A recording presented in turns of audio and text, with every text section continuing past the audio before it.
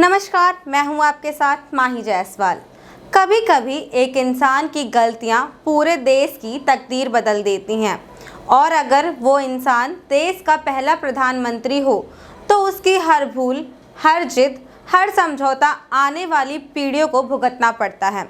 नेहरू जी को भारत का निर्माता कहा गया, लेकिन क्या कोई ये पूछेगा कि उन्हीं की अदूरदर्शिता, हठधर्मिता और आत्ममुग्धता के चलते आज भारत जिन गहरे जख्मों को ढो रहा है, उनका जिम्मेदार कौन है? चीन से धोखा खाया, कश्मीर का बंटवारा किया, संयुक्त राष्ट्र में मसले घसीटे, धारा 370 थोपी और जो स्थायी सीट भारत को मिलनी थी वो भी चीन को सौंप दी।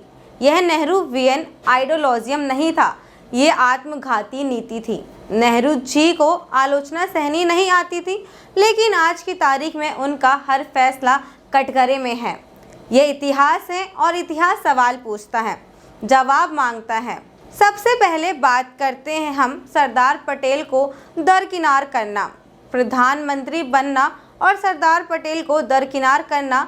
देश के पहले प्रधानमंत्री के चयन में गांधी जी की सलाह पर नेहरू को चुना गया, जबकि अधिकांश कांग्रेस कार्यकर्ता सरदार पटेल को प्रधानमंत्री के रूप में देखना चाहते थे। क्या होता अगर भारत को पटेल जैसा कठोर, व्यवहारिक और निर्णायक नेता मिलता? शायद कश्मीर, चीन और अन्य मसलों की तस्वीर आज कुछ और होती। नेहरू जी की दूसरी सबसे बड़ी गलतियों में शामिल है कश्मीर। अब आप सोच रहे होंगे कश्मीर कैसे? तो आपको बता दूं, कश्मीर की ऐतिहासिक भूल कश्मीर की लड़ाई में महाराजा हरि सिंह के आग्रह के बावजूद नेहरू जी देरी करते रहे। जब भारतीय सेना ने कबाइलियों को खदेड़ दिया, तब एक निर्णायक कदम उठाने की जगह उन्होंने शेख अब्दुल्ला के कहने पर युद्ध विराम का ऐलान कर दिया। और सिर्फ इतना ही नहीं, कश्मीर का मामला भारत ने खुद संयुक्त राष्ट्र में पहुंचाया।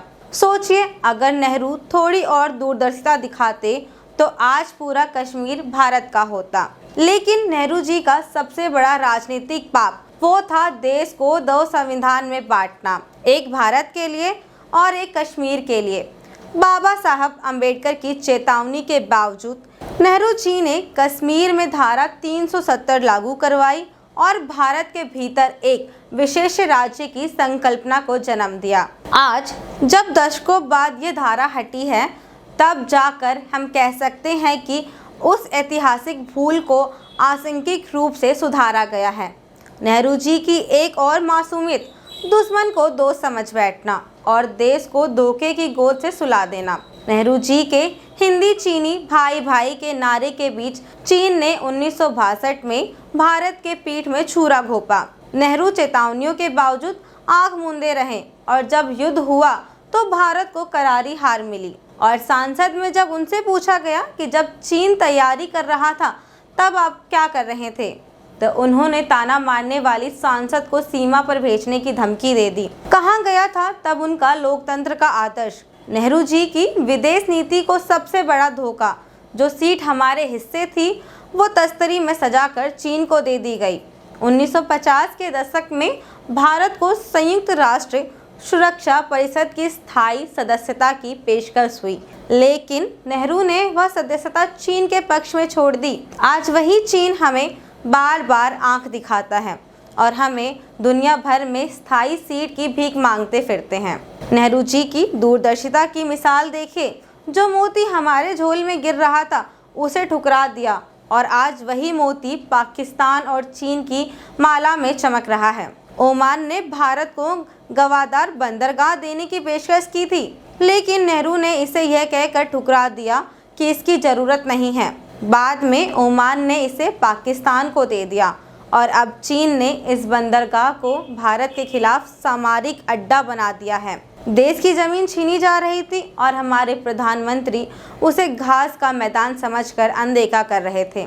जब चीन ने अक्साई चीन पर चुपचाप कब्जा कर लिया तो नेहरू का बेहद लापरवाह जवाब था, वहाँ तो घास का एक तिनका भी नहीं उगता, ये वही जमीन थी जो भारत की अखंडता का हिस्सा थी, लेकिन प्रधानमंत्री की सोच में उसकी कोई कीमत नहीं थी।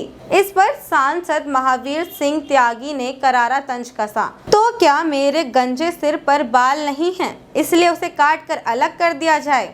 नेहरू की ये बात सिर्फ एक राजनीतिक चूक नहीं थी, बल्कि एक राष्ट्र की असीमता, उसकी सीमाओं और आने वाले कल के लिए एक खतरनाक मिसाल थी। देश की सुरक्षा पर सवाल खड़ा करने वाली उदारता देखनी हो तो नेहरू जी का कोको द्वीप म्यांमार को गिफ्ट करना याद कर लीजिए, जहां आज भारत की नहीं चीन की दूरबीनें तैनात हैं। नेहरू जी ने रणनीतिक रूप से बेहद अहम कोको द्वीप म्यांमार को मैत्री के नाम पर उपहार स्वरूप दे दिया। तब शायद उन्हें इसका भू राजनीतिक महत्व समझ नहीं आया, या उन्होंने जानबूझकर अनदेखा किया कि यह द्वीप बंगाल की खाड़ी में भारत की समुद्री सुरक्षा के लिए कितना जरूरी था।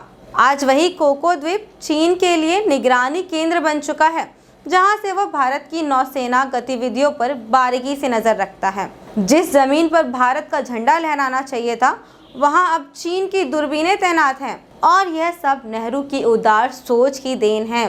नेहरू जी की नरमी ऐसी थी कि हैदराबाद की आग में इंसानियत झुलस गई, और उनकी चुप्पी ने जूनागढ़ जैसे मुद्दों को भी सवालों के कटघरे में खड़ा कर दिया। जहां एक और सरदार पटेल ने हैदराबाद को भारत में मिलाया, वहीं नेहरू ने वहां के मुसलमान बहुल समाज को लेकर अत्यधिक नरमी दिखाई, जिसकी वजह से हजारों बलात्कार, हत्याएं हुई और भारत का विभाजनकारी वातावरण और गहरा हो गया। नेहरू जी के राज में सेना शायद कोई सांस्कृतिक संस्था थी, ना जरूरत समझी गई, ना तैयारी की गई, और जब युद्ध आया तो सैनिकों के हाथ में बंदूकें कम, हौसला ज़्यादा था। नेहरू शासन में भारतीय सेना को हमेशा पीछे ढकेला गया, जैसे वो किसी लोकतंत्र का हिस्सा ही ना हो। ना उन्हें आधुनिक हथियार दिए गए, ना युद्ध की तैयारी को प्राथमिकता दी गई।